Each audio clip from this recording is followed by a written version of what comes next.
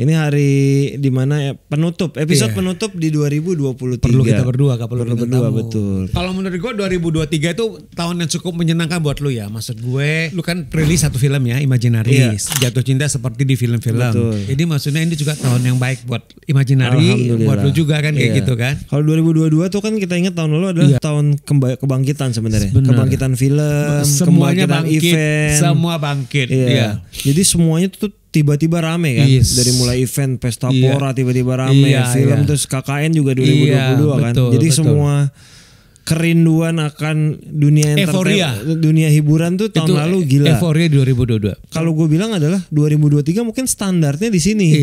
2022 tuh malah yang anomali agak beda. Ya. Sebenarnya standarnya seperti itu. Benar, gue setuju. Tahun lalu tuh gak bisa dijadiin standar. Sebagai acuan sebenarnya. Kayaknya yang benar tuh yang 2023 ini memang segini gitu. Memang seperti itu. Skopnya seperti itu. Iya.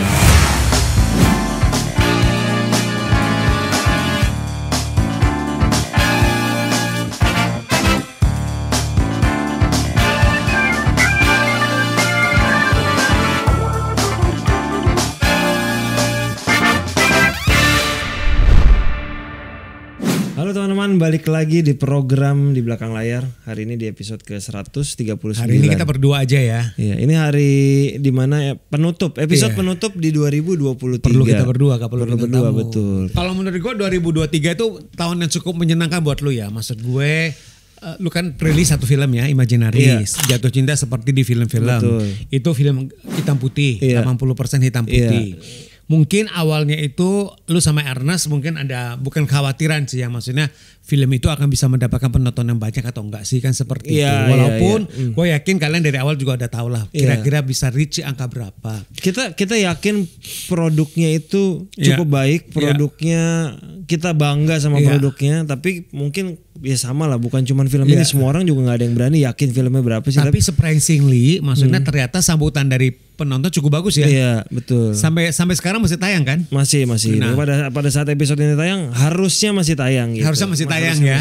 Dan numbernya juga masih bagus kan? Harusnya makanya masih bagus. Jadi harusnya maksudnya sudah sejauh dari ekspektasi kita lah. Jadi maksudnya ini juga tahun yang baik buat Imaginary, buat lu juga kan kayak gitu kan?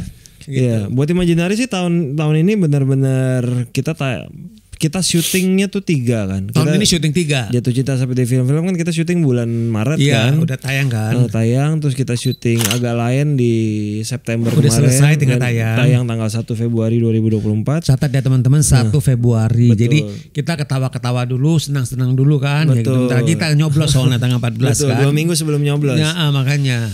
Lalu kita kemarin sempat syuting juga film Kakak Bos, filmnya Ari Kriting, film keempatnya Imaginary yang kemungkinan akan tayang tahun depan juga. Gitu. Jadi yang cukup beratnya mungkin tahun ini kita produksi 3+1 karena ada satu series buat salah satu brand Indosat udah tayang juga. Kan? Udah tayang juga dan masih tayang karena tiap minggu satu. Dan bulan depan kita persiapan Januari 2024 kita ada persiapan buat satu series salah satu brand juga. Gitu. Sama film tentunya kan? Sama film kita prep lagi di bulan Maret, akan syuting di bulan April. Jadi rencananya tahun depan ada berapa film 2024? Kemungkinan besar ada 2 yang diproduksi. Ya? Kita nggak mau ngoyo juga sih. Iya. Maksud gue untuk PH seperti Imaginary itu kalau menurut gue udah sangat amat produktif loh kalau menurut gue ya. Lu setahun bisa produksi 2-3 film itu sangat amat produktif. Cukup lah, nggak usah terlalu ngoyo dulu lah. Cukup kalau menurut gue. Iya kan? Kalau Avatar 88 apa yang terjadi di 2023? Kalau 2023 itu gue bersyukur bahwa maksudnya semua bisa berjalan dengan baik dan lancar. Maksud gue juga tetap dapat project film dari Imaginary juga kan, ada 2 talent gue terlibat di Jatuh Cinta. Kemudian juga yang lain juga maksudnya pekerjaan sih gue ngelihat cukup lancar ya Dip. Walaupun gue ngelihat tahun 2023 itu kalau dibandingkan dengan 2022 agak beda. Gue nggak tahu. Sorry, Mas. Mungkin apakah lu juga ngerasakan hal yang sama atau enggak? Ada beberapa gue ngeliat kayak misalkan off air gitu ya, mungkin gak sebanyak 2022. Gue ngerasa seperti itu. Kemudian pekerjaan-pekerjaan dari brand juga tetap ada gitu loh. Tapi memang maksudnya scope of worknya juga agak beda nih sama 2022 gitu loh.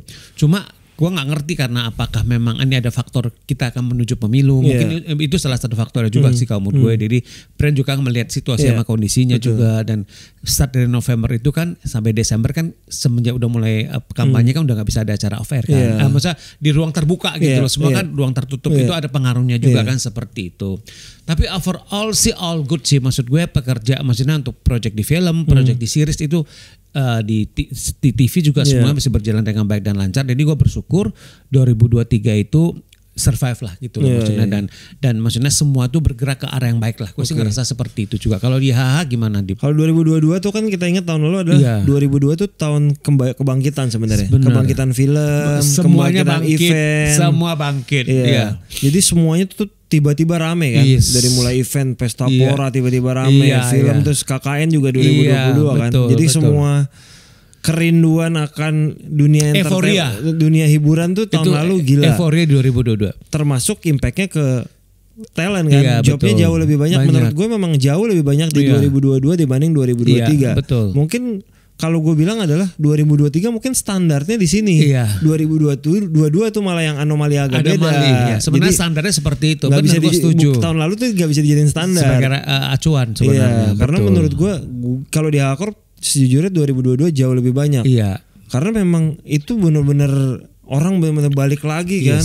Betul. Ya kayaknya yang benar tuh yang 2023 ini memang segini memang gitu. Seperti itu, skopnya seperti itu gitu. Bukan yang nggak ada gitu loh. Maksudnya semua berjalan gitu loh. Tapi memang skop kerjaannya kemudian lingkupnya itu memang beda aja gitu loh. Dan perbedaannya memang kerasa sih di 3 bulan terakhir 2023 ini secara pekerjaan tidak sebanyak di 9 bulan pertama kan. Impact dari kampanye yang udah mulai juga berasa sih. Berasa. Gitu.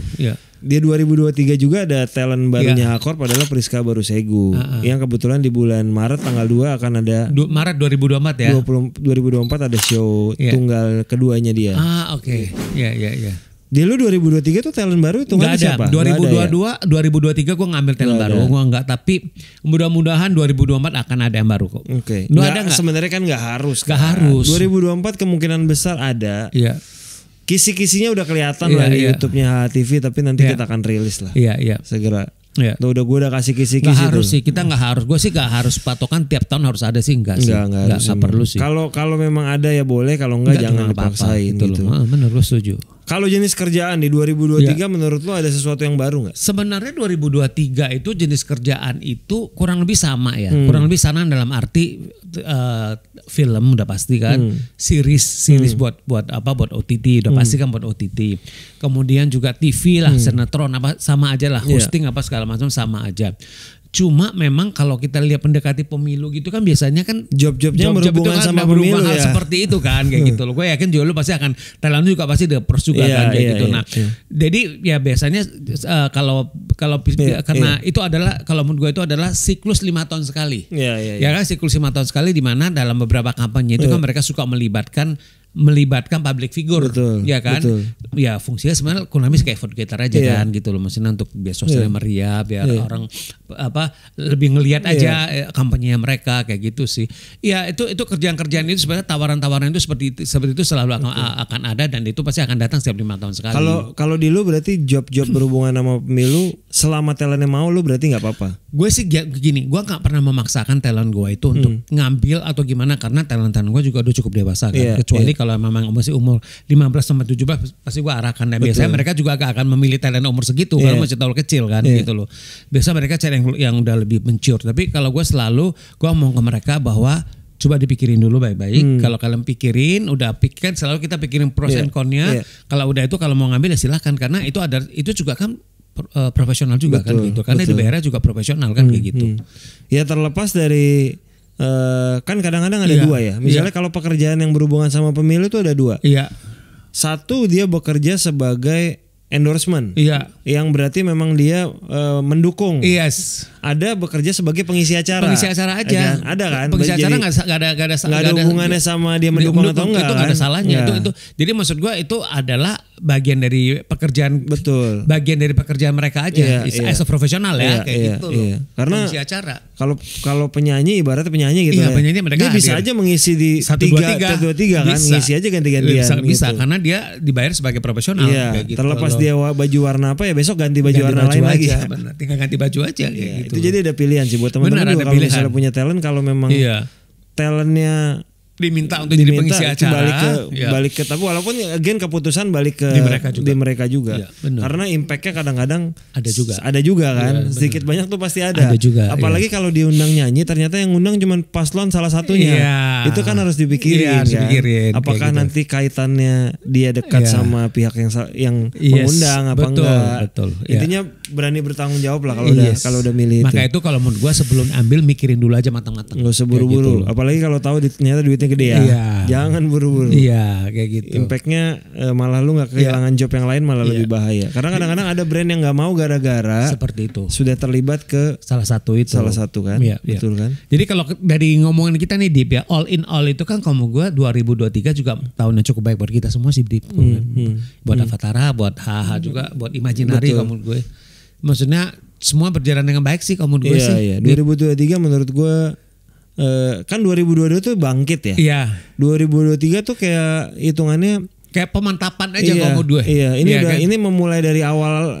Memulai awalnya udah kita mulai lagi ya. Itu kayak tahun pertamanya di sini ya. Kita mulai lagi normalnya tuh di sini loh gitu. Kita lihat aja nanti 2024 seperti apa karena kita ada pemilu kan. Betul. Dan kita belum tahu juga ada 1 putaran ada 2 putaran karena itu ada pengaruhnya juga. Kuncinya gitu Januari Februari ini harusnya mungkin ya menurut gue sih 2024 Januari ini secara pekerjaan mungkin belum normal tuh. Belum. Makanya 2023 juga gue ngomong juga ke tim gue gitu, ke talent gue juga. Gue bilang 2023 kerjaan apa yang kita lihat itu kita ambil dulu gitu loh maksudnya. Karena kita nggak pernah tahu kan. Maksudnya kita belum tahu nih 2024 itu pemilunya tuh kan akan ada pemilu. Biasanya kalau ada menuju pemilu kan biasa brand itu masih agak nahan dulu kan.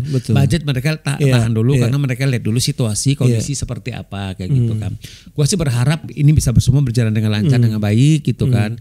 Pemilunya juga jadi pemilu yang damai, yang menyenangkan kayak gitu loh. Maksudnya hasilnya juga ya kita lihat aja siapa yang dipilih oleh rakyat kan seperti itu gitu loh. Iya, apalagi 2024 ada 2 pemilu ingat ya. Di Q3 kita kan ada pilkada juga makanya.